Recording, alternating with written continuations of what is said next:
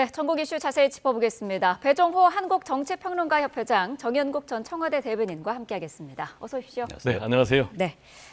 자, 어제 법사위 상황부터 짚어보겠습니다. 대장동 항소 포기를 둘러싸고 여야가 격돌했는데요.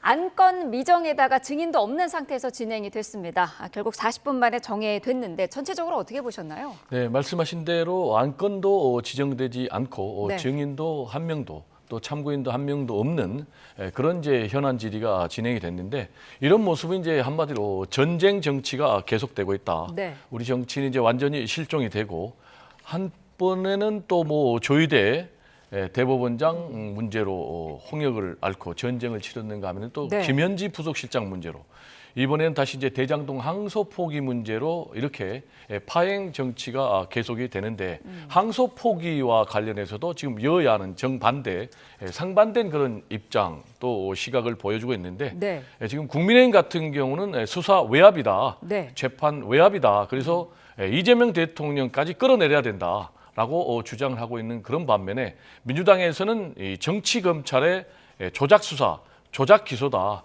그리고 선택적인 집단 항명이다. 따라서 이런 집단 항명을 일으킨 검난 검사들은 전부 처벌해야 된다라는 지금 주장을 펼치고 있어서 앞으로 정치는 당분간 전운이 짙게 깔린 그런 전쟁 정치가 계속될 것으로 안타깝게 우려가 됩니다. 네. 국민의힘에서는 증인들을 여러 명 신청을 했었는데 민주당 쪽에서 이제 일주일 전에 원래 이거는 신청을 했어야 된다 이런 입장이었잖아요. 뭐 일반적인 같으면 일주일 전에 신청을 하고 채택을 했어야 되겠죠. 네. 그렇지만은 이런 긴급 현안 질의 아니겠습니까? 법사위원장이 마음만 먹으면은 공무원들이지 않습니까? 네. 법무부 장관하고 총장 권한대행 출석하라면 출석해야 되는 것입니다. 그런데 어제 회의는 아마 제적용 4분의 1의 요구가 있으면은 회의를 진행할 수밖에 없는 네. 국회법상에 그렇게 규정이 되어 있기 때문에 형식적으로 열 수밖에 없는 그런 상황이었던 것으로 보이고 현안 질의에 대한 의지는 전혀 없었다고 봐야 되는 거죠. 네. 국민의힘은 어쨌든 정성호 장관을 윗선으로 지목을 하고 있는데 신중하게 결정하라라는 여러 차례 전달한 이 부분이 명백한 불법 지시였다는 거잖아요. 그렇습니다. 이제 법무부 장관이 이 수사지휘권을 발동을 하려고 하면은 검찰총장에게 할 수 있는 것인데 그것도 문서로 해야 되는 것입니다. 네. 문서로 해야 되는 것인데 지금 나오는 거 보면은 차장을 통해서 차관을 통해서 지시를 한 것 같아요. 보면은 본인은 처음에는 뭐 아는 바 없다 했다가 나중에는 지시를 했다고 시인을 했는데 그게 이제 우회 차관을 통해서 우회 지시를 했다는 이런 형태로 지금 아마 보도가 되고 있는 것 같은데 그것만 하더라도 불법 지시인 것입니다. 그러니까 문서로 수사지휘권을 발동을 해야 되는 것인데 그렇지 않고 공식적으로 하지 않고 불법 지시를 한 것이에요. 그렇기 때문에 국민의힘에서는 법무부 장관의 행위 자체가 잘못된 것이라고 지적을 하는 것이고 본인 스스로가 그 부분에 대한 잘못을 시인을 했기 때문에 이 부분 오늘 아마 법사위 전체 회의가 열릴 텐데 네. 분명한 입장을 밝혀줘야 될 것이라고 생각이 됩니다. 말씀하신 지금, 것처럼 네, 오늘 그 정성호 장관이 법사위에 출석을 하는데 원래는 그 예산과 관련해서 나오는 겁니다만은 오늘 이 내용도 상당히 좀 질의가 있을 것 같거든요. 네, 뭐 아까 말씀드린 대로 전쟁 정치의 연장 상황, 그래서 똑같은 상황이 반복될 수밖에 없는 네. 그런 상황이고요. 우리 이제 대변인께서 정성호 법무장관의 지시가 불법 지시였다라고 얘기를 하는데요. 정확하게 얘기하면은 지시는 없었다.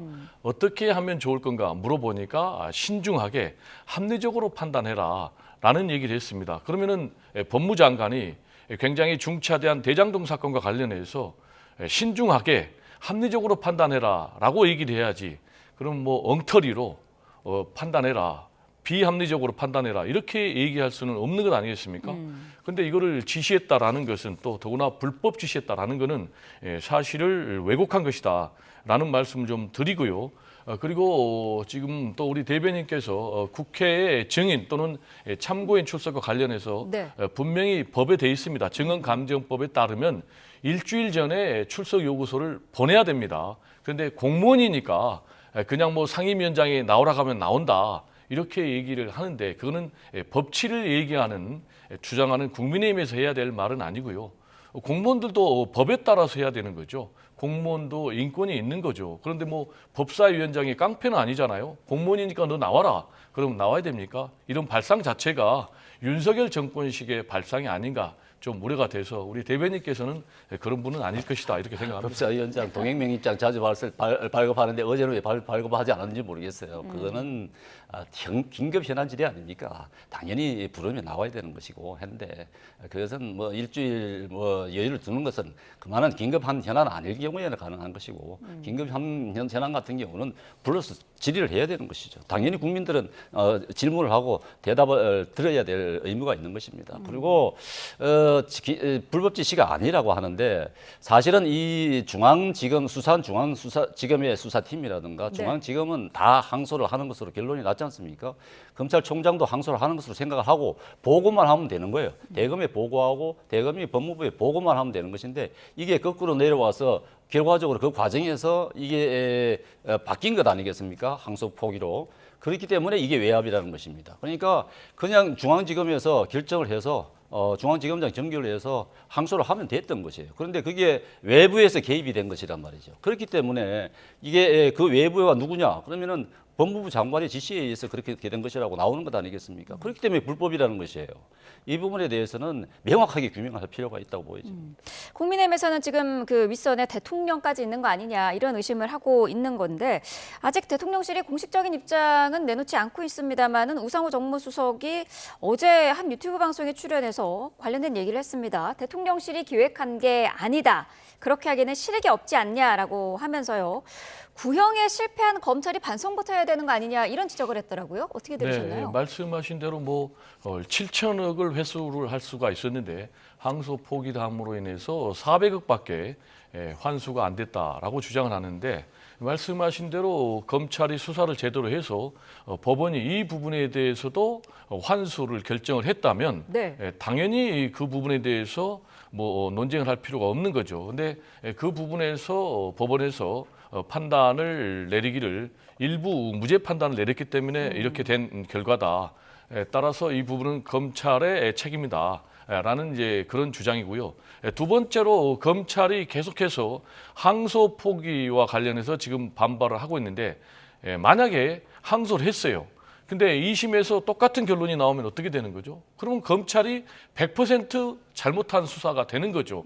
그리고 지금 이 부분과 관련해서 계속해서 수사 외압이다라고 주장하는 국민의힘 주장이 다 허구로 끝나는 것이다라는 말씀을 좀 드리고요. 우리 대변인께서 검찰에서는 이 법무부 장관에게 보고만 하면 됐다라는 얘기를 하거든요. 그러면 그 말씀대로 보고만 하고 항소를 하면 되는 거예요. 근데 항소를 포기한 주체가 누구죠? 검찰이잖아요. 지금 검찰총장 직무대행과 그리고 서울중앙지검장이 서로 논의를 한 거 아니겠습니까? 그래가지고 최종적으로 항소 포기를 결정한 건 아니겠습니까? 항소 포기와 관련해서 검찰의 뭐 생존을 위해서라도 뭐 여러 가지 얘기를 하는데 그랬든 저랬든 이 항소 포기의 주체는 검찰이다라는 말씀을 좀 드리고 여기에 대한 책임은 검찰이 책임을 져야 된다라는 말씀을 드리고 그리고 이제 우상호 정무수석이 대통령은 실익이 없다라고 주장한 것은 일단 이재명 대통령의 낙선에 결정적인 기여를 한 사람들이 뭐 남욱이라든지 유동규라든지 김만배 이런 사람들인데 이런 사람들의 재산을 지켜줄 이유가 뭐가 있는가라는 그런 부분 그리고 항소 포기를 안 해도 이재명 대통령의 재판은 이미 중단이 돼 있습니다. 그렇기 때문에 이 부분에 대해서 개입할 이유가 전혀 없다라는 이제 그런 주장이다라는 말씀 좀 드리고 기본적으로 대통령실은 이 문제에 뛰어들면 뛰어들수록 국민의힘의 물귀신 작전에 말려들기 때문에 일단 거리를 두겠다. 라는 그런 입장입니다. 우상호 실장의 어제 발언 상당히 주목해서 볼 필요가 있다고 보여집니다. 실익이 이재명 대통령이 실익이 없다고 하는데 실익이 없는 것이 아니에요. 이 어제 1심 재판 결과를 보면은 특정경제가중처벌법상의 배임죄가 무죄지 않습니까? 그거는 2심에서 이제 다뤄지지 않는 거예요. 그렇기 때문에 이 특정경제가중처벌법상의 배임죄가 이재명 대통령의 재판과도 연관성이 있는 것입니다. 그렇기 때문에 이재명 대통령도 이 부분에 대해서 무죄받을 가능성이 커진 거예요. 이득을 본 것입니다. 이득을 볼 것이라고 봐야 되는 것이겠죠. 그런 것이고 이득이 없다고 하는 것은 말이 안 되는 것이고 또 하나는 기획이라는 용어인데요. 우상호 수석이 대통령실이 기획한 게 아니다. 그럼 누가 기획을 했다는 얘기죠? 기획, 누군가가 이 의도를 가지고 이번 항소 포기를 유도했다고 봐도 되는 것으로 해석이 가능한 것입니다. 말하자면은 자, 이런 시나리오들이 지금 얘기가 되고 있는 것인데 지금 이번 항소 포기로 인해서 가장 이득을 본 것이 누구죠? 대장동 일당들 아니겠습니까? 수천만 원의 이득을 본인들이 챙긴 것이고 네. 더 이상의 이제 형량이 더 늘어나지도 않습니다. 추징금이 더 늘어나지도 않아요. 그게 굉장히 여유 있어진 것입니다. 그렇다 그러면은 재판 과정에서 그러면은 누구에게 유리한 증언을 하겠습니까? 이재명 대통령 아니면 정진상 이런 부분들에게 유리한 증언을 하게 될 것이고 그동안 수사 과정에서 했던 발언들을 다 번복할 수 있어요. 지금 남욱 변호사가 지금 그러고 있는 것 아니겠습니까? 그렇게 된다 그러면은 이게 조작 수사였다. 외압에 의한 외압에 어쩔 수 없이 회유를 당해서 그렇게 증언한 것밖에 안 된다. 그렇게 되면 조작 수사였다. 그럼 기소 자체도 조작이구나. 그러면 민주당에서 그걸 받아서 조작 기소라고 하면서 공소 취소를 요구할 것이라고요.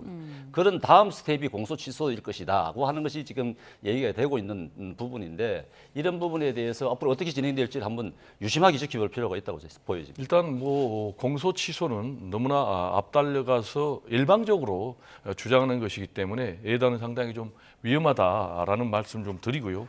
일단 항소를 검찰이 하느냐 안 하느냐의 가장 중요한 것은 형량입니다. 네. 통상적으로 구형량의 3분의 1 이하일 때는 내부적으로 항소를 하도록 돼 있습니다. 그런데 유동규 같은 경우는 검찰이 구형을 7년을 했는데 판사는 8년을 선고를 했어요. 그렇다면 검찰의 구형량보다 더 높게 판사가 형량을 선고를 했는데 왜 항소를 해야 되는 것이죠? 그리고 이런 결과가 어떻게 대장동 일당에게 도움이 되는 거라고 우리 대변인께서는 얘기는 하는 거죠. 그리고 두 번째로 정민용 변호사 같은 경우도 검찰은 구형을 5년을 했습니다. 근데 판사는 선고를 6년을 했습니다. 네. 근데 검찰의 구형량보다 더 높은 결과가 나왔는데 검찰이 왜 또 항소를 해야 되는 건지. 그리고 두 번째로 이런 결과가 대장동 일당에게 도움이 된 결과라고 우리 대변인께서는 정반대로 얘기를 하니까 제가 동의하기는 좀 상당히 어렵다라는 말씀을 좀 드립니다. 아니 이 재판 결과로 인해서 대장동 일당의 범죄 수익을 보장을 받는 것 아니겠습니까? 지금 민주당은 계속 범죄자들을 보호하고 있는 주장들을 하고 계세요. 왜 범죄자를 보호하는 것이죠? 피해를 본 사람들은 성남 시민입니다. 성남도시개발공사예요. 검찰이 이번 재판 과정에서 추산한 것이 성남도시개발공사에서 손해를 본 것이 4,800억이라고 얘기했습니다. 그래서 성남시가 지금 추징하겠다면서 지금 소송을 벌이겠다고 하고 있는 중이에요. 이게 이제 피해자들은 성남 시민이에요. 성남 시민들이 무슨 죄가 있습니까? 자기 땅 살고 있던 땅을 헐값에 내준 것 죄밖에 더 있겠습니까? 그렇다 그러면은 정부가 여당이 보호해야 될 사람은 국민이에요. 성남 시민이에요. 그런데 불구하고 범죄자들을 보호하고 있다는 것입니다. 왜 범죄자들을 보호하고 있는 것이죠? 현실적이지 않습니까? 대장동 일당들 수천억 가져가는 건 맞잖아요. 맞는데 왜 아니라고 그렇게 우기는지 정말 모르겠습니다. 지금 쟁점을 네. 정반대로 바꾼데요. 어떤 게 범죄자를 지금 보호하는 거죠? 제가 말씀드린 대로 검찰의 구형량보다 선고가 더 높아졌다라는 잠깐만요. 팩트를 얘기하는데 이게 왜 지금 범죄자를 보호하는 것이라고 정반대로 얘기를 하는지 제가 묻는 것이고 두 번째로는 지금 쟁점은 항소를 포기하는 게 맞느냐 안 맞느냐라는 게 쟁점 아니에요? 그래서 제가 말씀드렸잖아요. 검찰이 항소를 할 때는 자신의 구형량보다 3분의 1 이하일 때 하는데 형량보다 더 높아졌다. 그런데 왜 항소를 하느냐? 이렇게 얘기를 하는데 이게 범죄자를 보호하는 논리다라고 얘기하는 건 맞지 않고 그리고 지금 범죄자의 수익을 보장을 해줬다라고 얘기를 하는데 법상이요, 법리상 배임이나 횡령과 관련해서는 그게 추징이 안 됩니다. 그러면 어떻게 해야지 그걸 추징할 수 있느냐? 민사소송을 통해서 그거를 다시 회수할 수가 있는 거예요. 그리고 실제로 지금 성남시가 이 대장동 일당들에 대해서 지금 민사소송을 제기했다라는 팩트를 말씀드립니다. 네, 자, 잠시만요. 그 범죄 수익 환수 문제 이거를 다 환수할 수 있느냐 이 부분과 일부 무죄가 나온 부분에 대해서는 검찰이 좀 항소할 수 있는 부분이 아니었냐 이런 지금 지적이 나오고 있는데 노마석 검찰총장 권한대행 같은 경우에는 어쨌든 항소 문제 포기 결정을 이제 내리게 된 거고 어제 보니까 언론을 통해서 자신의 입장을 좀 밝혔더라고요. 항소 포기의 파장이 이렇게까지 클 줄 몰랐다 이런 표현을 했던데 어떻게 들으셨어요? 좀 납득이 가지 않은 표현인 것 같기도 하고요. 엉터리 검찰총장 직무대행 아니겠어요? 그리고 설령 자신이 이렇게 오판을 했다 하더라도 전체 검찰의 명예가 걸린 문제인데 무슨 좀 인간으로 좀 살고 싶다라는 그런 얘기. 그러면 후배 검사들에게 굉장히 부끄럽지 않아요? 이런 사람들이 검찰의 수장으로 있었기 때문에 결국은 검찰청 폐지라는 그런 결과가 나온 것이 아닌가 생각을 하고요. 네. 사실 검사라면 직에 생명을 걸어야 됩니다. 지금 뭐 설령 외압이 있다 할지라도 직에 생명을 걸고 그 외압을 물리쳐야 되는데 마치 외압에 굴복한 것처럼 자기 입으로 떠들고 있잖아요. 정말 부끄러운 일이고 저는 지금이라도 당장 이 검찰총장 직무대행이 사표를 내야 된다 이런 말씀을 좀 드리고요. 그리고 중앙지검장 같은 경우도 사의를 표명을 했는데 네. 사의를 표명을 한 것은 좋은데 지금 항소 포기를 하고 사의를 표명을 했잖아요. 근데 본인이 생각할 때 항소를 포기하는 게 잘못됐다. 그러면 자신이 전결로 항소하면 되는 거예요. 근데 항소를 포기해놓고 사의를 표명한다? 바로 이런 모습들이 정치 검찰, 정치 검사들의 부끄러운 모습이 아닌가 좀 안타깝습니다. 어제는 연가를 냈었고 오늘은 이제 잠시 뒤에 출근할 것으로 알려져 있는데 어떨까요? 거취 표명을 조만간 할 것으로 보시나요? 이제 대행은 신뢰를 잃었다고 봐야 되겠죠. 본인이 이 책임을 지고 항소를 했어야 되는 부분이 맞습니다. 그런데 본인이 얘기했잖아요. 용산의 눈치를 봐야 됐고 법무부 입장도 고려해야 됐다고.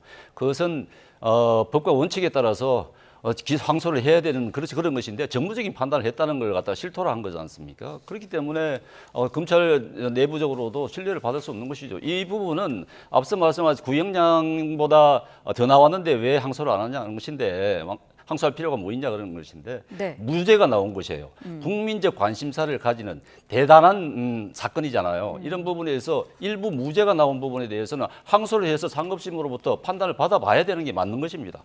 지금 검찰 역사상 이런 큰 사건에 대해서 항소를 하지 않는 경우가 없었습니다. 그런데도 불구하고 이 사건에 대해서 항소를 포기한 거잖아요. 그렇기 때문에 검찰들이 반발하는 것입니다. 유례가 없는 사건이기 때문에 그런 것이에요. 지금 항명이라 그러는데 이 검사장들, 지검장들, 이재명 대통령이 임명한 사람들이에요. 그런데 지금 항명이라고 하는 거잖아요. 자기들 마음에 안 든다고 지금 반발한다고 그러는 거지 않습니까? 지금 대행 같은 경우는 이 부분에 대해서 분명하게 본인이 책임을 져야 될 부분이 있는 것입니다. 그렇기 네. 때문에 아마 사퇴하는 쪽으로 가닥을 잡아야 되지 않을까 싶습니다. 자, 이 부분은 좀 시간 관계상 좀 짧게 짚어봐야 될 것 같은데요. 어제 김문수 총리가 제안을 한 부분인데 12.3 비상계엄에 동조한 공직자를 이제 정부 차원에서 조사를 하겠다고 밝혔습니다. 이 대통령도 힘을 실어준 그런 상태인데 어떤 입장이실까요?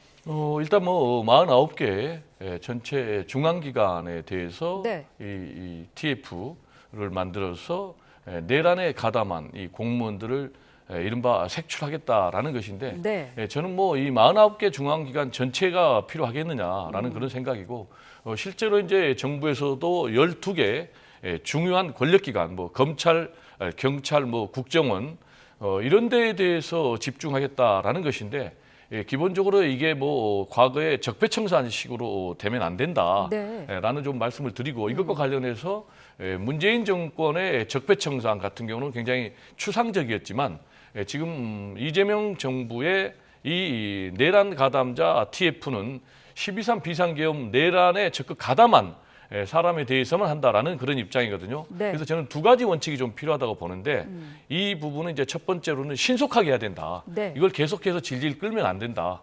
그리고 환부를 정확하게 도려내야 된다. 이걸 뭐 무차별적으로 확대하면 안 된다라는 말씀 좀 드립니다. 네, 특검이 수사를 하고 있는 그런 사안인데 정부 차원의 이런 조사의 필요성은 어떻게 보시나요? 그렇죠. 특검이 계엄령과 관련된 사람들은 지금 다 수사받고 재판받고 하고 있는 것 아니겠습니까? 그런데도 불구하고 공직사회의 기강을 잡겠다는 것은 좋습니다. 정권이 바뀔 때마다 그렇게 하기는 하는데 지금 어떻게 하겠다는 것은 내란 동조, 내란 방조 뭐 이렇게 해서 내란의 딱지를 붙이겠다는 것 아니겠습니까? 공무원들에게. 지금 더군다나 뭐 각 TF 부처마다 각 TF 10명씩 하면 500명인 거예요. 한 500명의 완장을 채워주고 조사를 하라는 것입니다. 네. 그렇다 그러면은 공직자들을 줄 세우기 양분을 하겠다는 것인데 더군다나 그 공무원들이 갖고 있는 휴대폰까지 들여다보겠다는 것 아니겠습니까? 자발적으로 제출하지 않으면 징계하겠다. 그리고 업무용 PC를 들여다보겠다. 영장 없이 들여다보겠다는 것입니다. 이렇게 해도 되는 것인지 모르겠어요. 지금 이 정도로 한다 그러면은 공직사회가 이제 칼바람이 불 것이라고 생각이 돼요. 이렇게 하는 것이 과연 마땅한 것인지 민주당 쪽에서도 이게 국정 운영에 도움이 된다고 생각하는 것인지 이게 지금 보니까 국무총리실에서 주도를 하지만은 대통령실에서도 힘을 실어주고 있어요. 엄청난 힘이 실리는 것입니다. 이거는 적폐청사 때보다도 훨씬 더 강한 그런 조치가 될 것이라고 봅니다. 내란이라고 하는 어마어마한 딱지가 붙는 것 아니겠습니까? 조심해야 됩니다. 네. 일단 공무원들의 휴대폰을 영장 없이 본다라고 지금 일반화시켰는데 그건 사실과 다르다. 첫 번째로는 내란 가담 의혹이 짙은 그런 공무원에 한해서만 일단 휴대폰을 임의 제출을 요구를 한다라는 말씀을 드리고 임의 제출을 하지 않는 그런 공무원, 내란 가담 의혹이 짙은 공무원에 대해서는 수사 의뢰한다라는 그런 말씀이고요. 그래서 공무원들을 뭐 임의로 본인들이 강제로 열어볼 수 없다라는 말씀 좀 드립니다. 네. 그게 위험하다는 것이 어떻게 가려내겠습니까? 동조자, 방조자 어떻게 가려내겠어요? 그 수사기관도 아니면서 그런 가운데서 억울한 사람들이 생기는 거예요. 억울한 사람들 지난번 적폐청산 때 그렇게 하지 않았습니까? 5명이라는 사람들이 희생이 됐어요. 200명이라는 사람이 구속이 되고 했습니다. 그런 전례가 있잖아요. 지금도 그보다 더 강한 지금 내란을 덮어씌우는 내란 딱지를 붙이겠다는 그런 조치인데 굉장히 우려스럽다 하지 않을 수 없습니다. 네, 알겠습니다. 자, 두 분 말씀 오늘 여기까지 듣겠습니다. 배종호 한국정치평론가협회장, 정연국 전 청와대 대변인과 함께했습니다. 고맙습니다. 네, 감사합니다.